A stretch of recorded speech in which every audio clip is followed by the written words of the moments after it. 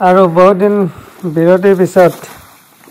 জাজৰি হলিলদাৰ মটো চাওক মটো বহুত দিনৰ পিছত দেখিছে ইয়াত চাওক খুঁটিত কি ধুনীয়া শিঙাবান জুৰি আছে চাওক এবাৰ সৰুগুৰিত 22 মিনিট যুঁজিছে ৰাইজে যুঁজখন দেখিছে জাজৰি হলিলদাৰ ধুনীয়া ধুম গাঁৱলীয়া মাতো